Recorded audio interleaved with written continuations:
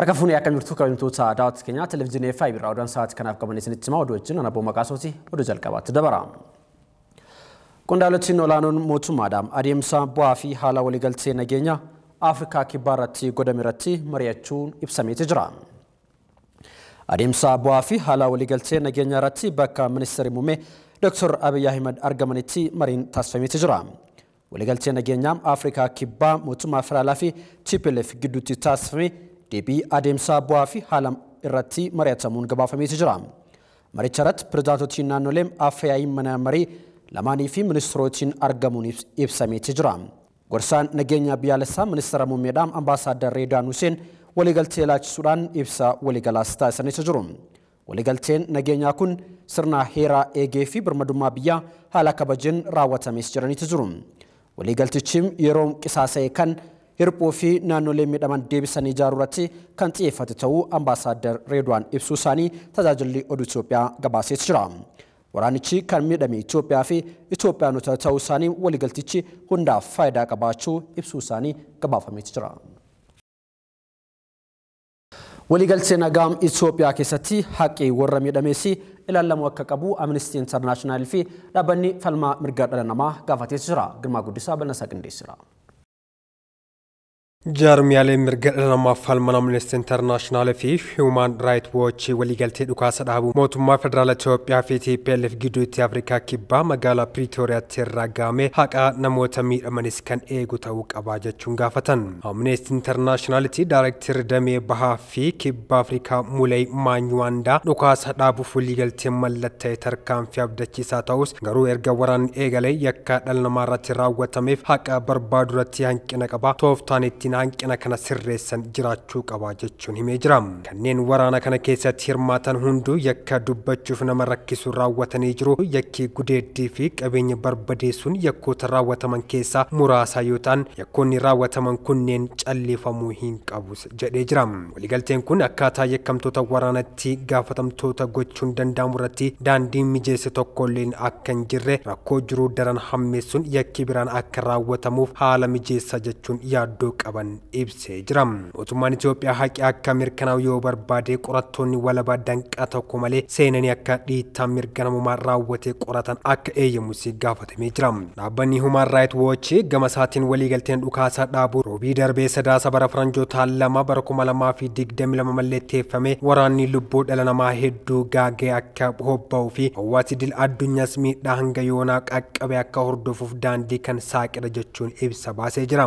Jaarmiyaa kanatti Director Damee Afrikaa Kaariin Kaanezaa waliigalteen kun erga mallatteeffamee booda hawaasa dil addunyaa kanneen waraana keessatti hirmaatan qixa sirrii ta'een hordofuun yakka dhala namaa irratti raawwatu akka dhaabbatuu fi itti fufee yakki biraan raawwatamu akka hin qabne gaafatanii jiru. Human Rights Watch ibsa isaa kanaan kanneen waliigaltee dhukaasa dhaabuu kana keessatti hirmaatan hundi dhiittaa mirga namummaa akka hordofamu hojjechuu qabaas jedhanii jiru. Mootummaan Itoophiyaa fi qondaaltonni Tigraay mirga dhala namaa dhabuurraa of qusachuu akka qabanis himamee jira. Jaarmiyaan kun waraana kaaba Itoophiyaa waggaa 2 ture keessatti yakkoonni akka jumlaa ajjeesuu miidhaa saalaan haleellaa qilleensarraa fi qabeenya barbadeessuun loltoota Itoophiyaa Eertiraa fi TPLF'n raawwatamuu ragaa qabatee akka jirus ibsee jira. Waliigalteen kun haala lixa Tigraay kan ilaalee miti kan jedhu Human Rights Watch mootummaan federaalaa fi naannoleen qaamolee walabaa bakka dhiittaa mirga namummaa hammaatetti seenuun akka qorannoo gadi fagoo gaggeessan haala akka mijeessuus gaafateera jaarmiyaan kun. Dabalataanis Komishinii mirga namummaa Itoophiyaa ibsa guyyaa kaleessaa baaseen qaamoleen lamaanuu waraana dhaabuudhaaf walii mallatteessuun isaanii kan gammachiisudha jechuun yoo ibsu kana booda nageenyi waaraan dhufee bu'uuraaleen misoomaa bakka duraanitti akka deebi'uu qabu gaafatee jira. Dabalataanis yeroo wal waraansaa keessatti namoota nagaa du'aniif illee xiyyeeffannoo fi itti gaafatamummaan itti kennamuu qabaas jedhamee jira. Guyyaan sabootaa fi sablammootaa yeroo 17ffaaf naannoo Sidaamaa magaalaa Hawaasaatti Sadaasaa 29 kabajamuuf qophiin gamanumaa taasifamaa jiraachuun gabaafamee jira. Guyyaa saboota sablammootaa fi uummattoota Itoophiyaa magaalaa Hawaasaatti kabajamuuf iddoowwan hawwata turizimii naannichaa keessummoota daawwachiisuudhaaf qophaa'aa jiraachuu biiroon aadaa fi turizimii naannoo Sidaamaa beeksisee jira. Akka naannichaatti iddoowwan hawwata turizimii fi loojiiwwan adda addaa bifa addaatiin keessummootaaf guyyaa Sadaasaa 29 bara 2015 qophaa'aa jiraachuu hoogganaan itti aanan biiroo aadaa fi turizimii naannoo Sidaamaa obbo Abaabaa Maariyoom himanii jiru. Iddoowwan hawwata turizimii ayyaanichaaf miidhagfamanii jiran haroowwan magaalaa Hawaasaa loojiiwwan naannoo Yirgaalamii gaarran gaalan paarkii biyaalessaa lookoo Abbaay iddoo bashannanaa allattaa daalee fi bishaan ho'aa wandoo gannat akka ta'es ibsameeti jira. Jiraattotiin naannichaa akka aadaa fi duudhaa uummata Sidaamaatti daa'ee bushuu jedhanii keessummoota simachuuf qophaa'aa jiraachuunis ibsameeti jira. Guyyaan sabootaa fi sablammoota uummattoota Itoophiyaa yeroo 17ffaaf naannoo Sidaamaa magaalaa Hawaasaatti Sadaasaa 29 mata duree tokkummaa sabdaneessummaa nageenya waaraaf jedhuun kan kabajamu ta'uunis ibsameeti jira.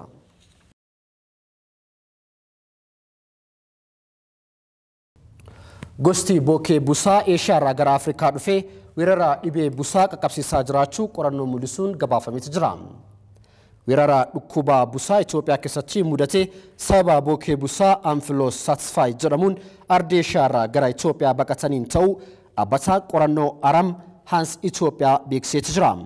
Qorataan dhaabbatichaa Fitsum Taaddasee akka ibsetti gosootiin bookee kunneen yeroo bishaan hin jirree fi wal horuu waan danda'aniif hongee dandamachuu yeroo dheeraa turuu ni danda'us jiraniiti jiru. Gosti bookee kun si'a duraatiif Suudaanitti bara 2012 kan argame yoo ta'u amma garuu gara Itoophiyaa, Yemen, Naajeeriyaa fi Somaaliyaatti babal'atee jiras jedheeti jira. Gosti bookee busaa kun hanqaaquu kan buusu lafa bishaan argamutti waan ta'eef namootiin kuusaa bishaanii naannoo mana jireenyaa isaaniitti qaban carraa dhukkuba kanaaf saaxilamuu harka 75 ta'uu qorannoon kun mul'iseeti jira. Waggaatti namootiin miiliyoona tokko ol ta'an biyyoota Afrikaa Saaraa gadii keessaa hidha lagaa gurguddootti dhiyoo jiraatanitti dhukkuba busaatiin kan qabaman ta'uu qorannoo kun mul'iseera jechuudhaan maddi oduu Addis Standard gabaaseeti jira. Akka gabaasaa dhaabbata fayyaa addunyaatti ammoo akka addunyaatti bara 2020 keessa namooti 627 ta'an keessa dhukkuba busaatiin kanneen lubbuu isaanii dhabanidha. Magaalaa Adaamaa Smart City gochuudhaaf waliigaltee dandeessuu bulchiinsi magaalaa Adaamaa fi Itiyoo Telekoom akkasumas Yuunivarsiitiin Saayinsii fi Teekinooloojii Adaamaa gidduutti mallatteeffameeti jira. Tagany Daaqaa Banaasaa qindeessira. Magaalaa Adaamaa miidhagduu fi hawwattuu taasisuu fi karoorri bal'aan bahee hojiitti galamee jira. Kana irraa ka'uun tajaajilli teekinooloojii 5G jedhamu roobii darbe kana dhaabbatni Itiyoo Telekoomii magaalaa Adaamaatti eegalchiisee jira. Magaalaa Adaamaa akka Afrikaatti gama daldalaanis ta'e kallattii hundaan dorgomtuu fi beekamtuu taasisuufis karoorri itti baafamee hojjetamaa akka jirudha kan himame. Hojiiwwan magaalattii miidhagduu fi ammayyeessuu taasisuuf karoorfaman keessaa immoo tajaajilli intarneetii isa tokkodha. Kana irraa ka'uun bulchiinsi magaalaa Adaamaa fi dhaabbanni Itiyoo Telekoomii gama teekinooloojiin waliin hojjechuu fi waliigaltee waliif mallatteessanii jiru. Kantiibaan magaalaa Adaamaa obbo Haayiluu Jaldeesii wantoota mallatteeffamanii fi barbaachisummaa waliigaltee kana akkasiin ibsu. Waliigalteen irraa waliigalaan Adaamaa Smart City gochuu karoorfannee hojjechaa turre. Yaadamichi mataa isaatiin yaadota gurguddoo of keessaa qaba. Adaamaa guyyaa har'aa fi Adaamaa kaleessa fi Adaamaa boruu akkamii uumuu akka barbaanne adda baafannee karoorfannee galmoota ifa ta'es erga keenyaan booda qaamolee gargaraatiif yaada keenya ibsaa turre.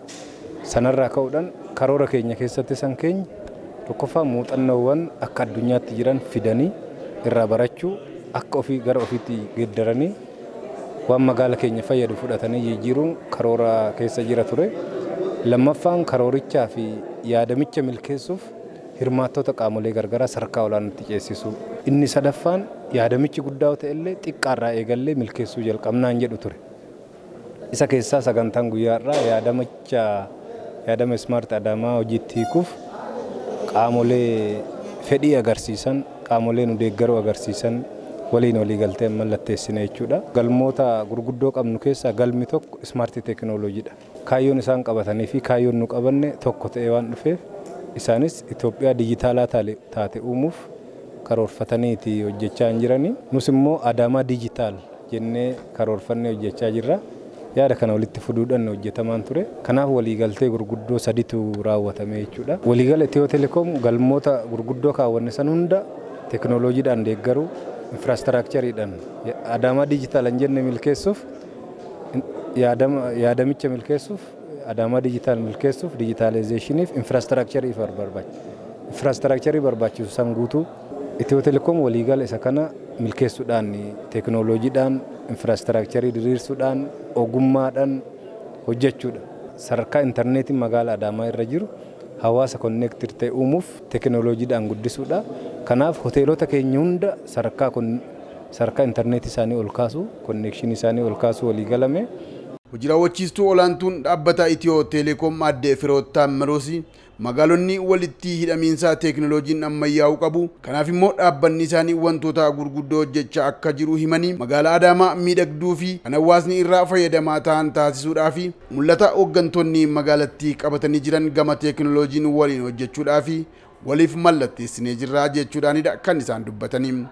አዳማን ውብ ለማድረግና ለማዘመን መጋላ አዳማ በሬዱ ፊ አመዮፍቱ ታሲሱፍ አከሱማ ለሚሌን ከነራ ፈየደሞ አከታአኒፍ ሙለትኒ ቦጫሜ ዱጉመቲ አንየሮን ታዬ ደገፈዱ ዋን ቁብሳ ገራ ነመገው ፊ ነመገመቺሱ ወሬን ቆደ ቀበን ከንከካሱ አኩማ ሃሳ ኢሳኒ ኬሰቲ ካሰን ሙልአታ አከና ዳበኒ ቶኮ ኮጳ ኢሳ ዮካን ዳቢሌን ሞቱማ ሙራስኒ ዱዋን ዋን ቀበተማን ሆጂራ ኦልቸኒ ሚቲ ከናፉ አከ ሆገና hoogganaan raawwanti eegamu guddaan mul'ata bocuudha. Mul'ata san immoo irratti hirmaachisuudha. Arra kabajamoon kantiibaan keenya kanuma nutti argisiisan. Nuufis warreen qooda qabaniif mul'ata kana nuun malee akkasuma riisorsiiwwan qabnu hunda fayyadamne qindoominaan hojjennu malee dhugoomuun isaanii ulfaata. Waltaanee wal gargaarree yoo hojjenne immoo wanti hin danda'amne akka hin jirre nutti himan jechaadha. Kana hundarraa fayyadamaa kan ta'u immoo hawaasa keenyadha. Kana malees barattoota fi lammiilee bocuun alatti sochii guyyaa guyyaa University keessatti ta'u teekinooloojiin gargaaramee ammayyaa'ee reefuu Dr. Lammiin yeroo dubbatu akkuma dhageessanitti opereeshiniin guutumaatti balbalarraa jalqabee siistamii waan kaard jedhamuun bakka bu'ee tajaajila rakkoorraa bilisa ta'e kennuuf akka nu dandeessisu sirna kaffaltii immoo teelee birrii waliin walitti hiinee jirra jechaadha.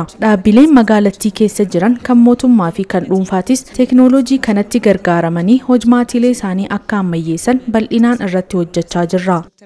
Pirezidaantiin Yuunivarsiitii Saayinsii fi Teekinooloojii Adaamaa Dr. Lammii Guutaasi magaalaa Adaamaa akkuma maqaa ishee gaanfa Afrikaatti magaalaa Ismaart Siitii gochuun qooda fudhattoonni hundinuu ga'ee isaanii ba'uu qabu jechuudhaanidha kan isaan naamanii. Kan Yuunivarsiitii Saayinsii fi Teekinooloojii Adaamaattis gama hundaaniyyuu kaffaltiiwwan barbaachisan gama teekinooloojii walitti hidhuudhaan kan hojjetan ta'uu dubbatanii jiru. Yuunivarsiitiin keenya teekinooloojii kanneen misoomsan yookaan teekinooloojii kanneen beeksisuun akka inni babal'isu taasisan waliin walitti dhiyeenyaan akkuma maqaa keenyaa ni hojjenna. Hojjechuudhaafis ga'umsas qophiis qabna. Itti dabaluunis yuunivarsiitii keenya guyyaa har'aa kan nuun waliif mallatteessinu keessaa qabxiiwwan adda addaatu jira. Akkaataa waliigaltee keenyaanis ni raawwanna. Hojiittis ni galchina. Kana gamanumaanan waadaa isiniif gala. Hanga danda'ametti yuunivarsiitiin keenya tajaajila hunda teekinooloojiin deeggaruun guutummaa guutuutti teekinooloojii giddu galeessa godhachuudhaanidha hojjechaa kan jiru. Akkasumas qophii taasisaa kan jiru yoo ta'u addatti immoo kaffaltiin dhaabbata keenyaa hunduu teekinooloojiin deeggaramuudhaanidha kan inni raawwatamaa jiru. በተለይም ደግሞ በአሁኑ ጊዜ አጠቃላይ ክፍያዎቻችንና የፋይናንስ ሲስተማችን በቴክኖሎጂ የተደገፈ መሆኑን torbeen faashinii Afrikaa 8ffaan magaalaa Finfinneetti jalqabamuun gabaafamee jira. Agarsiifni faashinii Browsing Afrikaa 8ffaa magaalaa Finfinnee hoteela Skylight'tti jalqabee jira. Agarsiisichi oomishtoota idil addunyaa biyyoota 30 irraa dhufan kan hirmaatan ta'uu oomishaalee jirbii gogaa fi teekinooloojii irrattis dhiyaachuu akka danda'u gabaafamee jira. Agarsiisa kana kan qopheesse ministeera indaastirii waldaa mishoomaa huccuu Itoophiyaa garee Frankfurt waliin ta'uudhaan akka qindeessee addeeffamee jira. Agarsiisni guyyoota 7 kan turu ta'uu fi muuxannoo wal jijjiiruudhaaf faayidaa olaanaa qabaachuu ni danda'as jedhamee jira.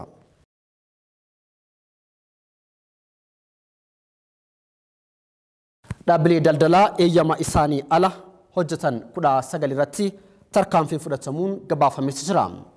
Dhaabbileen daldalaa eeyyama kennamee fi ala hojjetan 19 irratti tarkaanfii fudhatamuu ministeerri daldalaa fi walitti hidhamiinsa naannawaa beeksisee jira. Ministeerichi kurmaana jalqabaa bara kana dhaabbilee 206 irratti to'annoo fi hordoffii taasisuunis ibsamee jira. Bifuma kanaan to'annoo fi hordoffii magaalaa Finfinnee fi naannawaa isheetti taasiseen dhaabbilee eeyyamni isaanii ala hojjechaa turan 19 keessaa eeyyama dhaabbilee 11 irraa dhoorgiin kaa'uu fi 9 irratti ammoo tarkaanfiin akeekkachiisaa barreeffamaa fudhachuu eeree jira.